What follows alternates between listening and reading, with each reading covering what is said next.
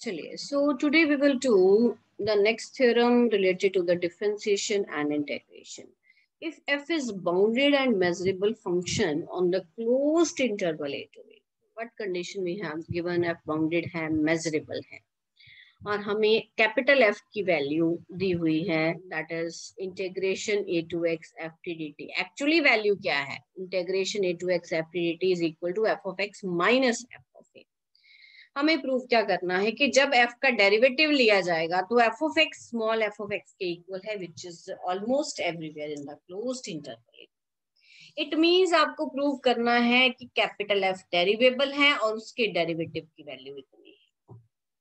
Now function bounded है, measurable है, function integrable होगा, and we have already proved that in the previous theorem f is continuous function of bounded variation on the closed interval a to b. Now जब function continuous है और continuous function is डेरिवेबल, तो therefore f dash exists almost everywhere in the closed interval a to b. f bounded है, यहाँ पे bounded की condition लगा दी हमने, ठीक है. बाउंडेड की कंडीशन क्या होती है? Mod of f of x is less than or equal to k where k is any positive real number. Now from here we will define a sequence f and x. It is equal to f of x plus h minus x. We will define a function f and x. And here we will take h is equal to 1 by n. Now we will take the mod. देखो mod लिया, mod लेके उसके बाद हमने f of x plus h की value लगाई जो हमें स्टेटमेंट में गिवन है. अगर x है तो इंटेग्रल a to x होगा, अगर x plus h है तो integral a to x plus h होगा. सो एक पे आ गया a to x plus h और दूसरे पे आ गया a to x. अब हम इस वाला जो है इसको क्या करेंगे? ये देखिए, ये हम अगले स्टेप में इसका प्लस बन जाएगा और ये लिमिट्स बन जाएंगी फ्रॉम x टू a. तो जब ये लिमिट्स x टू a बन जाएंगी, ठीक है जी, ये देखो लिमिट्स बन गई ना x to a. So this becomes x to a to x plus h. It implies this is the integral x to x plus h, right.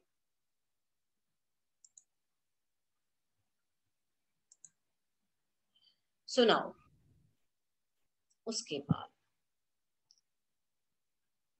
Mod अंदर जाएगा, मॉड अंदर जाएगा तो लेस देन और इक्वल टू का sign आ जाएगा, ठीक है जी. देन उसके बाद अब क्यों मॉड की वैल्यू क्या है? लेस देन और इक्वल टू के. अगेन इक्वालिटी नहीं आएगी, you will write here less than और इक्वल टू. सो यहाँ पे के की वैल्यू पुट कर दी. बेटा यहाँ इंटेग्रल है, इंटेग्रल आप with respect to T solve करेंगे, that comes out to be K. So therefore the fn that we have defined is also bounded. Now we will take the limit. Limit n tends to infinity fn. Fn is defined in terms of x plus h. तो यहाँ पे जो limit है वो n की नहीं लगेगी, यहाँ पे किसकी लगेगी? h tending to 0. So here this is equal to, this is equal to. So when you will put h is equal to 1 by n, तो लिमिट h की जगह किस में कन्वर्ट हो जाएगी? n tends to infinity में, क्योंकि h किसके बराबर है? 1 by n के. So whenever h tends to 0, whenever h tends to 0, 1 by n, 1 by n is also tends to 0, implies n tends to infinity. So ये ध्यान में रखना है आपने बात. देखो यहाँ पे लिमिट h tends to 0 ली है, जब आपने h को 1 by n पुट कर दिया, h tends to 0 है, it implies and h किसके बराबर है? 1 by n. It implies 1 by n is tending to 0, implies n tends to infinity. तो यहाँ पे हमारे पास क्या आ जाएगा? n tends to infinity. और ये किसकी वैल्यू है? ये f dash x की. ये किसका एक्सप्रेशन है? ये डेरिवेटिव f dash x का एक्सप्रेशन है almost everywhere. So let C belongs to AB. Let C belongs to AB be any point. Then by bounded convergence theorem, देखो एक तो लिमिट मिल गई है हमें ऑलमोस्ट एवरीवेयर, एक हमें बाउंडेडनेस मिल गई है fn के ऊपर, ठीक है. तो therefore we will apply the bounded convergence theorem on the point on the interval a to c. So therefore integration a to c f dash x, क्या आंसर होता है उसका? क्या फाइनल आंसर होता है? Integral a to b f of x dx. This is equal to limit n tends to infinity integral of f and x dx. ये होता है. अब यहाँ पे f का काम कौन कर रहा है, ये कैपिटल F डैश x कर रहा है, so that's why we have written f dash x here. So this is integration f n x dx, right? So you will put the value है, यहाँ पे हमने वैल्यू पुट कर ली. उसके बाद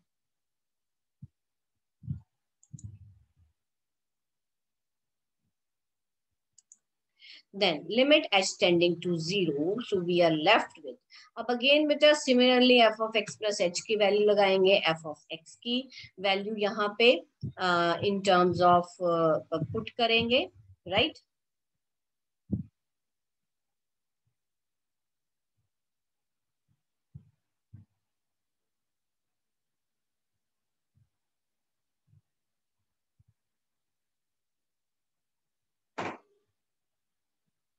So एक्चुअली यहाँ पे वैल्यू नहीं रजे हमने पुट करनी. We will not put the value here, क्योंकि यहाँ ऑलरेडी इंटेग्रल लगा हुआ है. ठीक है, जब इंटेग्रल लगा हुआ है तो सिर्फ इंटेग्रल को ही हम क्या है डिस्ट्रीब्यूट कर देंगे.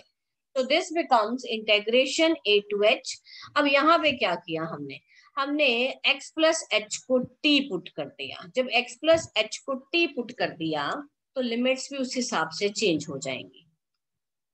जब x प्लस h को t पुट किया, ठीक है, तो डेरिवेटिव क्या आएगा, that is equal to dt. तो dx की जगह यहाँ dt आ जाएगा. अब when x tending to a, it implies t tending to a plus h. When x tending to c, it implies t tending to c plus h. इसलिए यहाँ पे जो लिमिट्स है वो चेंज.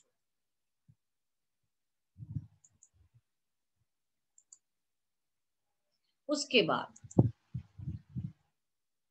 देन वी हैव, अब फिर इस integral को किए लिमिट्स को इंटरचेंज करेंगे, माइनस का बन जाएगा plus, right? So this becomes integration a plus h2. हाँ, अब उसके बाद यहाँ पे, अच्छा यहाँ पे इन्होंने चेंज नहीं किया, इसको जो है इसको डिस्ट्रीब्यूट कर दिया. a प्लस h2a, ठीक है, फिर a to c, then c to c plus h. अब नंबर लाइन पे इसको रिप्रेजेंट करो. You have here is a and here is c. ठीक है जी. लिमिट्स जो हमारी जा रही हैं a plus h to a, then a to c, then c to c plus h.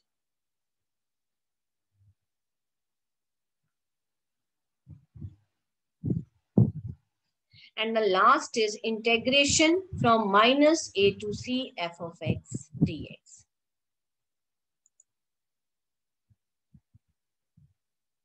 Then they are saying change the variable from t to x in the first integral. अब यहाँ पे देखो integrate करके देखो, चाहे with respect to t integrate कर लो, चाहे with respect to x integrate करो, कि आंसर तो डिपेंडेंट है इंटरवल a प्लस h और c प्लस h की वैल्यू पे. सो दैट्स वाई यहाँ पे हर जगह क्या आ गया, f of x and f of x. Then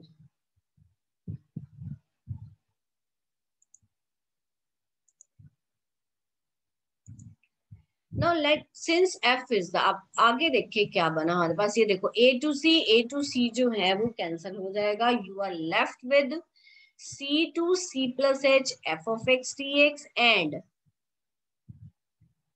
and a plus h to a. अब एक्चुअली देखो क्या आना चाहिए लिमिट के हिसाब से, a छोटा है, a पहले आना चाहिए, और then you must have a to a plus h. तो यहाँ पे इस वाले एक्सप्रेशन में हमने क्या किया, फर्स्ट एक्सप्रेशन में माइनस का साइन लेके लिमिट्स को इंटरचेंज कर दिया, राइट?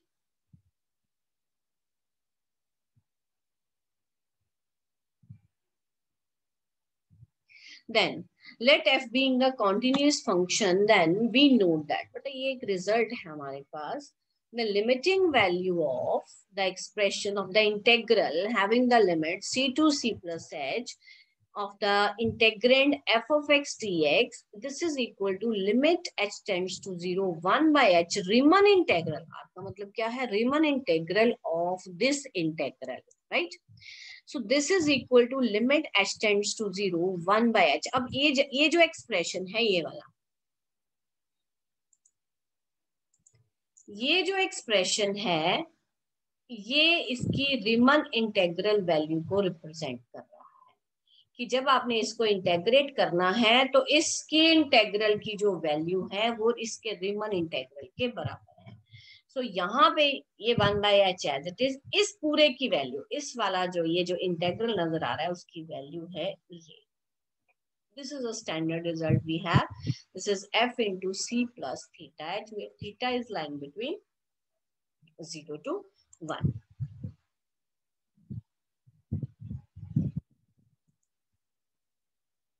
So this becomes, अब h एक अंदर है h एक बाहर है, दोनों h कैंसिल हो जाएंगे. So you are left with limit h tending to 0 f of c plus theta h, where theta is lying between 0 to 1. And when you will put h tending to 0, we are only left with f of c here. So this we have done for the integral c to c plus h. Similar result holds for the integral a to a plus h. तो एक की value f of c आ गई, दूसरे की value f of a आ गई. So we will put in number 1.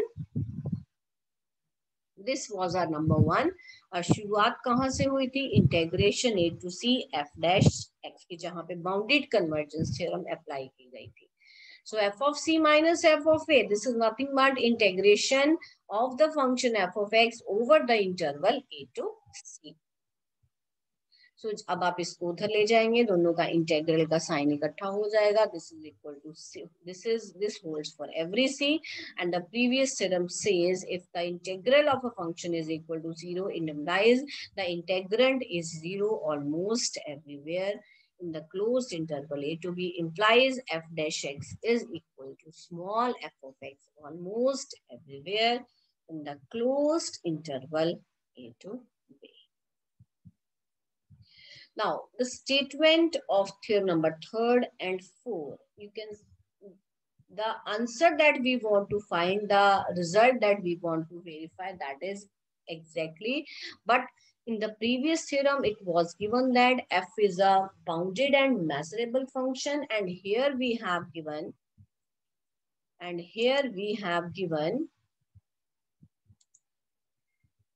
f is a integrable function on the closed interval a to b. Proof देखो वही करना है जो पीछे किया था, और f of x ये एज्यूम करके चलेंगे, डेरिवेबल प्रूफ करेंगे और डेरिवेटिव की वैल्यू इसके इक्वल आनी चाहिए. अब यहाँ पे इंटेग्रेबल फंक्शन है, तो हम एक सीक्वेंस ऑफ फंक्शन जिसको हम ट्रंकेटेड फंक्शन का नाम देंगे, जो हम ऑलरेडी पीछे डिस्कस कर चुके हैं, तो वो हम सबसे पहले एक सीक्वेंस ऑफ फंक्शन यहाँ डिफाइन करेंगे. So without loss of generality, we may assume that f is greater than or equal to 0. Define a sequence fn of functions. हम एक कोई function define करेंगे fn x. So this represents the minimum value, as it is giving the value f of x if f of x is less than n, and it is giving the value n if f of x is greater than n. Clearly, each fn is bounded and measurable. Each fn is bounded. We have already discussed when we define the truncated function that each function fn is bounded and measurable. Now, अब हर fn bounded हो गया. अब यहाँ पे अभी जो previous theorem की वो अप्लाई करेंगे. वो क्या बता रही है कि जो भी fn अगर बाउंडेड है उसका जो डेरिवेटिव आएगा, डेरिवेटिव वो किसके बराबर है? f of x के बराबर है. So therefore, by the above theorem, the derivative of the integral of f and d, क्योंकि हम कैपिटल f dash x की बात कर रहे हैं, यहाँ पर f dash का मतलब डेरिवेटिव ऑफ द इंटेग्रल, कि कैपिटल f एक इंटेग्रल को रिप्रेजेंट कर रहा है. So it implies derivative of the integral of f and d is equal to f and x almost everywhere. Now, f minus fn is greater than 0. Why? Fn x, it is the minimum of f of x and n. So it implies fn minimum value है. इसका मतलब minimum value is always less than or equal to one particular member of the set. fn किससे छोटा होगा? f of x से। अब आप इनको सॉल्व करेंगे, इनइक्वालिटी इंटरचेंज करेंगे, so you will have f minus fn is greater than or equal to 0. So let g and x. So we will define a new function g and x, that is the integral of f minus fn. Then g and x is monotonically increasing function, क्योंकि हर एक f जो है वो greater than 0 है, then g and x is a monotonically increasing function. And moreover, gn is differentiable almost everywhere in the closed interval a to b, क्योंकि fn भी आप prove कर चुके हैं, इंटेग्रल ऑफ fn ये डिफरेंशिएबल है, f already है, so therefore gn is differentiable in the closed interval a to b. Now अब हम इनका इंटेग्रल अलग अलग कर लेंगे, ठीक है जी. इट इम्प्लाइज यहाँ से integral of F N T की वैल्यू जो है वो आ जाएगी G N X plus integration of a to x f and t dt. Now then the given relation capital F of x is equal to integration a to x f of t dt plus f of a becomes, हमारे पास इस integral a की value क्या आ रही है, G N X plus integration a to x f and t dt. तो हम इसकी वैल्यू जो है, जो गिवन हमारे पास ये रिजल्ट है, उसमें सब्स्टिट्यूट कर देंगे. So this becomes capital F of x is equal to, इसकी वैल्यू बेटा पुट की हमने, इसकी वैल्यू ऊपर पड़ी है, G N X plus integration a to x f and t dt plus f of a. So when you will take the derivative, so this is f dash x plus g n dash x, और इसका derivative का ये देखो ऊपर लिखा है, ये जो सबसे ये वाला. So derivative of this integral is equal to f n. तो आप यहाँ पे एक स्टेप इंट्रोड्यूस कर सकते हैं.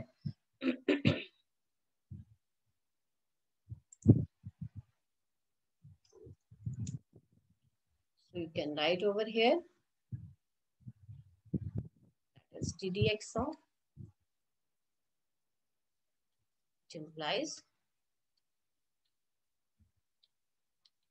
plus ddx of integral a to x f and t dt plus ddx of f of, ये तो जीरो हो जाएगा क्योंकि ये कांस्टेंट है. इसकी वैल्यू आ गई f डैश x, इसकी वैल्यू आ गई g n डैश x, और इसकी वैल्यू ऊपर से क्या आ गई f n x almost everywhere. So f dash x it is the sum of two non negative function g n x dash plus f n x. तो definitely f dash x जो है वो greater than और equal to हो गया f n x, क्योंकि उसमें जो भी ऐड हो रहा है वो एक पॉजिटिव नॉन नेगेटिव टर्म है.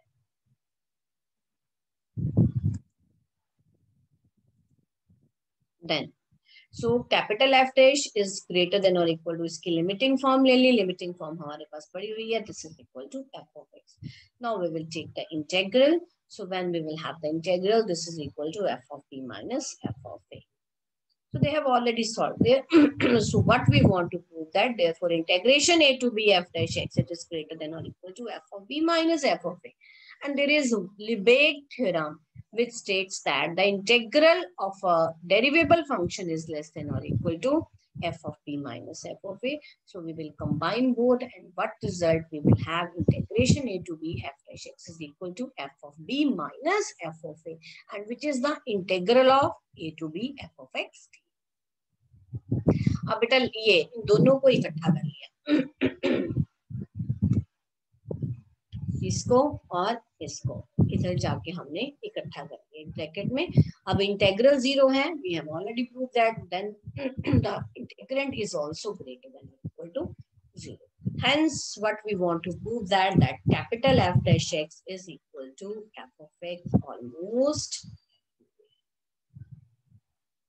So these are the theorems, two theorems in which we want to prove the same result, but we have the different conditions for the theorems.